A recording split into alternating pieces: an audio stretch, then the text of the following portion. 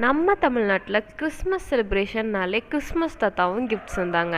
ஆனால் அதையும் தாண்டி இன்னொரு ஸ்பெஷலான ஐட்டமும் இருக்குது இந்த செலிப்ரேஷனில். அது என்னன்னு பார்த்தீங்கன்னா ப்ளம் கேக் தாங்க. இந்த ப்ளம் கேக் நிறையா பேர்த்துக்கு ரொம்ப பிடிக்குங்க. கிறிஸ்மஸ் செலிப்ரேஷன்னாலே கண்டிப்பாக இந்த ப்ளம் கேக் இருக்கும். ஒரு வாரத்துக்கு முன்னாடியே பேக்கரியிலலாம் ப்ளம் கேக் அவைலபிளாக இருக்கும். ஸோ அதனால் நாளையிலேருந்து நம்மக்கிட்டேயும் ப்ளம் கேக்ஸ் அவைலபிளாக இருக்குங்க.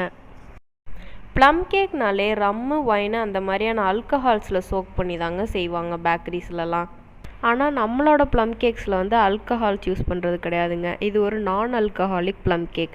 அப்படின்னா ஆல்கஹால்ஸ்க்கு பதிலாக ஆரஞ்சு ஜூஸில் சோக் பண்ணி செய்கிறது தாங்க. பொதுவாக இந்த 2 மெத்தட்லேயுமே ப்ளம் கேக் செய்வாங்க. 2மே டேஸ்ட்டு சூப்பராக இருக்கும். ஸோ நீங்கள் ஆல்கஹால் விரும்பாத ஆளாக இருந்தீங்கன்னா இந்த ப்ளம் கேக்ஸை உடனே ஆர்டர் பண்ணுங்கள். அண்ட் இன்னுமே சில ஆஃபர்ஸ் உங்களுக்காக வந்துகிட்டே இருக்குது. அதுக்கு முன்னாடி என்னோடய வீடியோவை லைக் பண்ணி என்னோடய சேனலை சப்ஸ்கிரைப் பண்ணி பெல் ஐக்கானை கிளிக் பண்ணி வச்சுக்கோங்க. தேங்க்யூ.